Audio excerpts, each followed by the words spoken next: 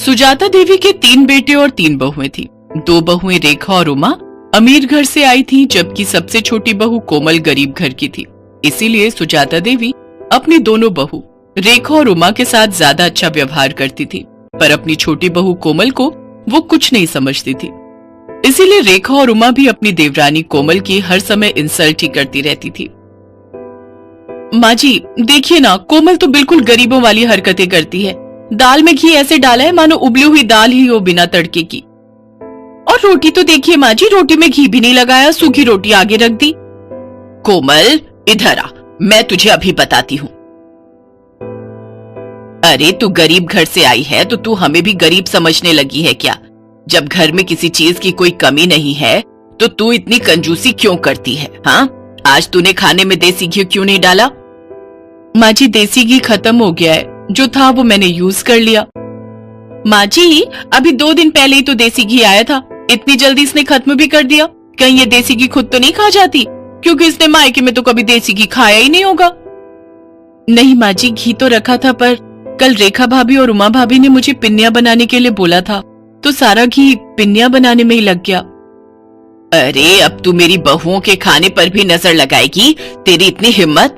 अरे तू गरीब घर की है, इसीलिए तू ऐसी हरकतें करती है। चल जा यहाँ से। रेखा बहू, लाला को फोन कर दे, नौकर के हाथ 5 किलो देसी घी भिजवा देंगे। कोमल रोती हुई रसोई में चली जाती है। उससे अक्सर ही ऐसे अपमान सहने पड़ते थे। नया साल आने वाला था। घर में नए साल की पार्टी की तैयारी चल रही थी। रेखा और उमा दोनों ने ही अपने मायके वालों को नए साल की पार्टी के लिए इनवाइट किया हुआ था। बस कोमल के ही मायके वाले रह गए थे।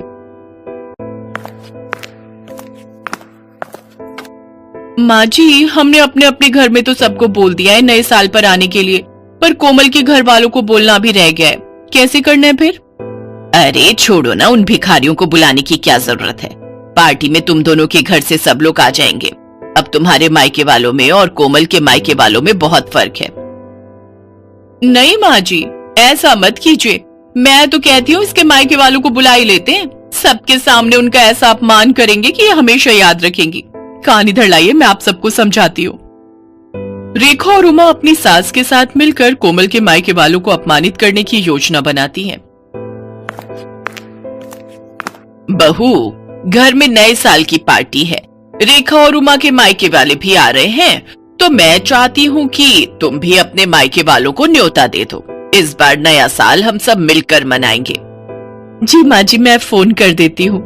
अब आएगा मजा, आने दो इसके मायके वालों को। कोमल को जरा सी भी भनक नहीं थी कि उसकी पीठ पीछे उसकी सास और जेठानियां उसके खिलाफ क्या षड्यंत्र रच रही है। 31 दिसंबर का दिन आ जाता है। कोमल के ससुराल में पार्टी की तैयारी चल रही थी। रेखा और उमा के मायके वाले आने शुरू हो गए थे। रेखा और उमा ने रसोई में घुसकर तक नहीं देखा। वो तो अपने मायके वालों के साथ ही बातों में लगी हुई थी। कोमल बहू, मेहमानों को पकवान परोस दिए ना? अच्छे से घी मिर्च मसाले बढ़िया डाले हैं ना?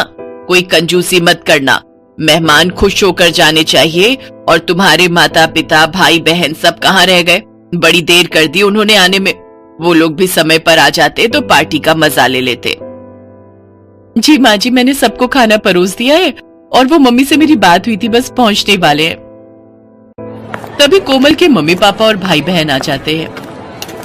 नमस्ते जी, नमस्ते। आओ आओ, बड़ी देर कर दी आप सबने आने में।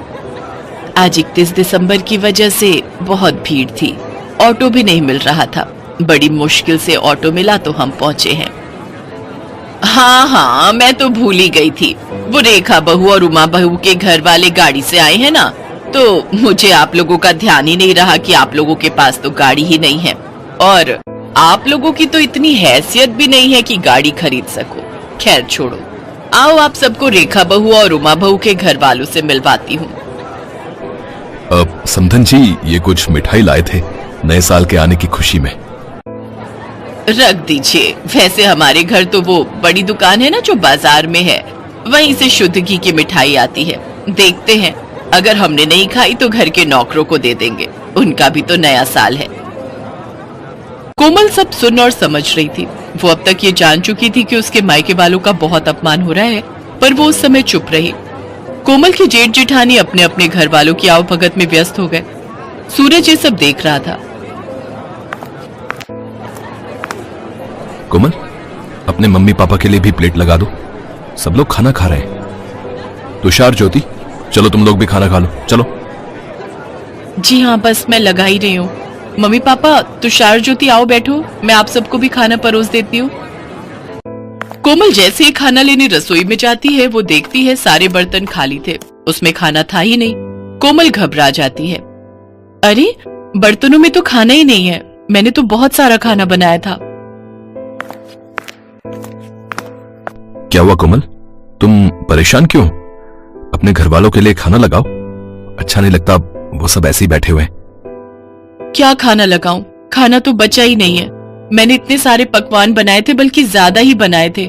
रसोई में तो कुछ भी नहीं है। अच्छा नहीं लगता सबसे इस बारे में पूछना। रुको, मैं कुछ करती हूँ। पर ऐसा कैसे हो सकता है? अगर तुमने ज्यादा खाना बनाया था तो आखिर खाना खत्म कैसे हो गया? मैं अभी माँ और भाभीियों से ये बात पूछता हूँ। नहीं नहीं, अच्छा नहीं लगता, सब मेहमानों के बीच में बैठे हैं। कोई नहीं, मैं सबके लिए कुछ और बना देती हूँ, थोड़ी देर लगेगी। रुको, मैं बाजार से कुछ ऑर्डर करता हूँ। तुम कहाँ इतनी जल्दी जल्दी सब कुछ बना पाओगी? नहीं नहीं, बाजार का मंगवाओगे तो सबको पता चल जाएगा। आप टेंशन मत लो, मैं कुछ बना लेती हूँ। कोमल के मायके वाले बहुत देर तक बैठे रहे।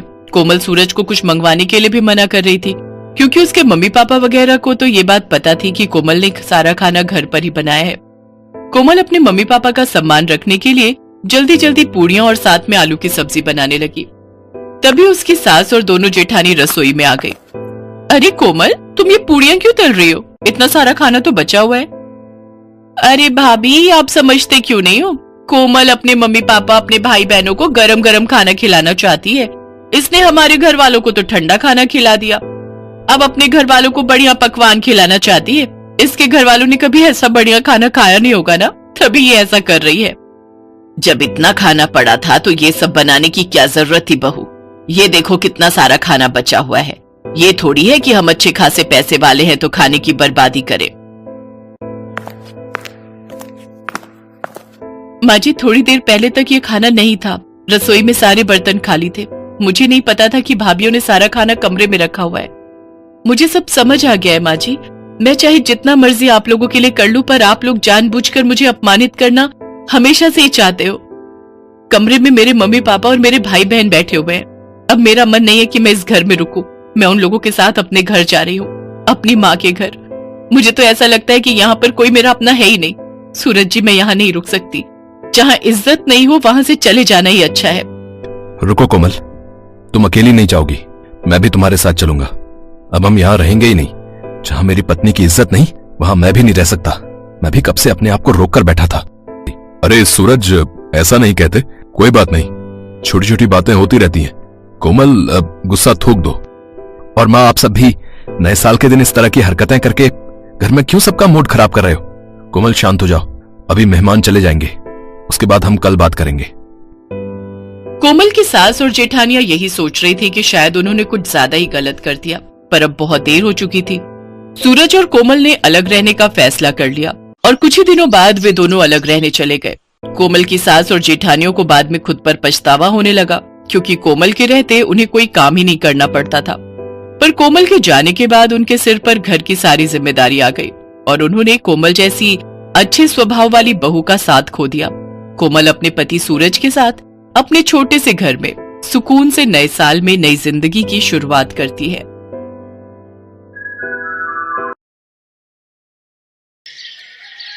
सीता और गीता नाम की दो जुड़वा अनाथ बहनें अपने चाचा चाची के साथ रहती थी। सीता गीता के माता पिता नहीं थे, बचपन में ही वे दोनों गुजर गए थे। तब से सीता गीता अपने चाचा चाची के साथ ही रहने लगी। पर उन बेचारी अनाथ बच्चियों की चाची चंचला बहुत ही बुरी थी। वो उन दोनों को बिल्कुल नौकरानियों की तरह ही रखती थी। कहाँ रह गई दोनों? कितनी देर की बाजार से सामान लेने गई हुई हो, अब आ रही हो? चाची, रास्ते में तेज बारिश हो गई थी, इसलिए देर हो गई। ये चीनी गीली कैसे हुई? जरूर बारिश में थैली भिगोई होगी। चाची, राशन वाले भैया ने जो चीनी की थैली दी थी ना, वो फटी हुई थी, हमें पता नहीं चला, तभी चीनी में पानी चला गया। हमें माफ कर दो चाची। आज तुम दोनों की खैर नहीं। तुमने इतना नुकसान कर दिया। तुम्हारे माँ बाप हमारी छाती पर मूंग दलने के लिए तुम्हें दुनिया में छोड़ गए, खुद तो ऊपर चले गए और हमारे लिए मुसीबत छोड़ गए। चंचला, तुम्हें शर्म नहीं आती? बेचारी बच्चियों के साथ इतना बुरा व्यवहार करती हो। थोड़ा भगवान से तो डरो। अब तुम क्या चाहते हो? मैं मायके चली जाऊं? एक बार चली गई ना तो लौट कर नहीं आऊंगी, फिर ढूंढते रहना दूसरी।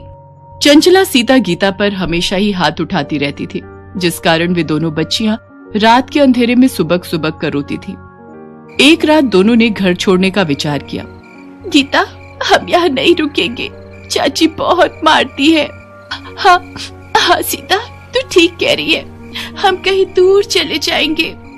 सीता और गीता रात के अंधेरे में घर से निकल गई और चलते चलते एक पेड़ के पास रुक गई और उसी पेड़ के चबूतरे पर सो गई।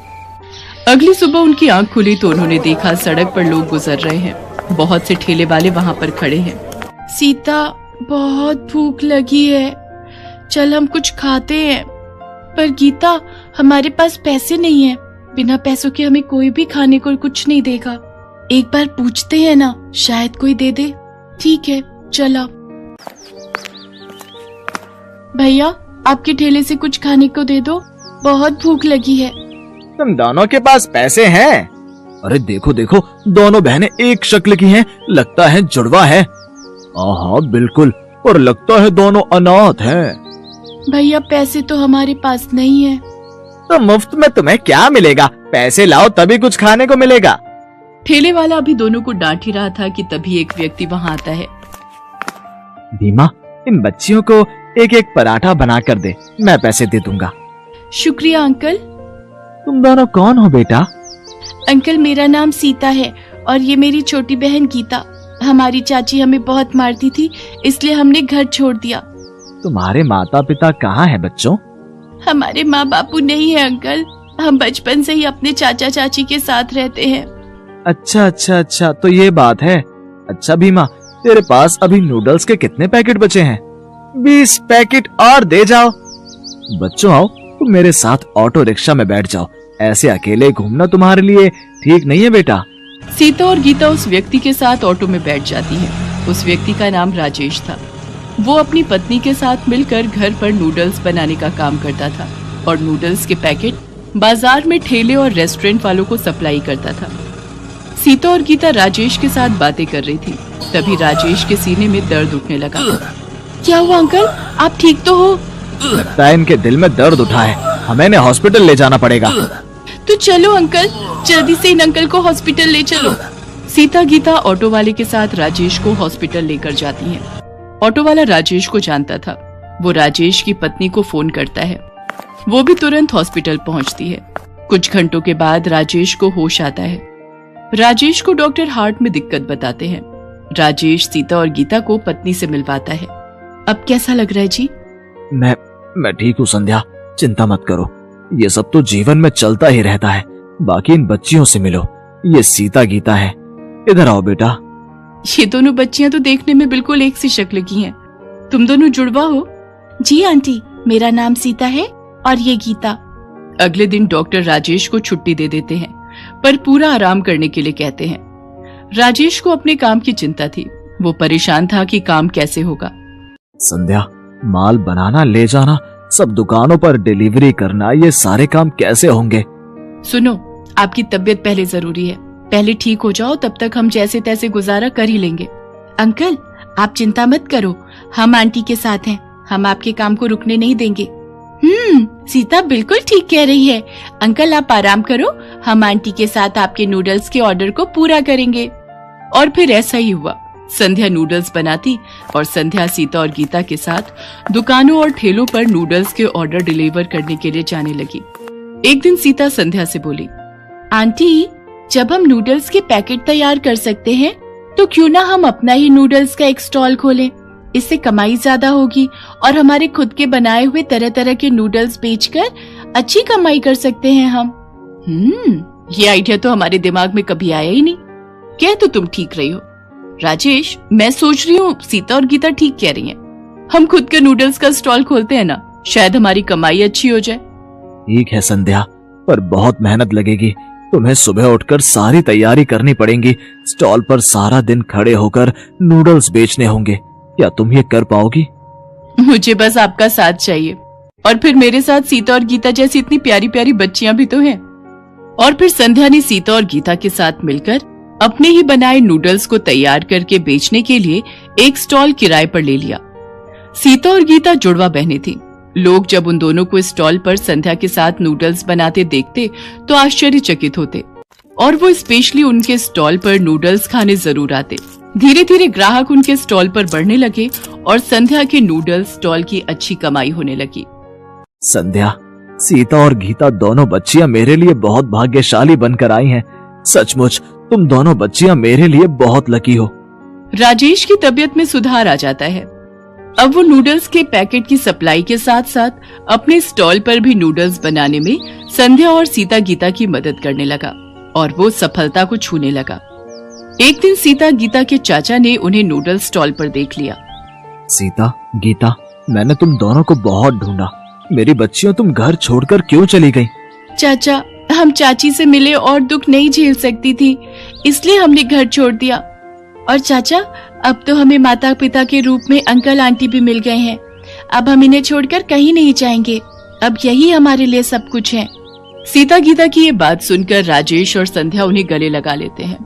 आखिर उन अनाथ बच्चियों को माता पिता के रूप में राजेश और संध्या जो मिल गए थे, और फिर बच्चियों को आशीर्वाद देकर उनका चाचा आंखों में आंसू लिए चुपचाप वहां से चला जाता है।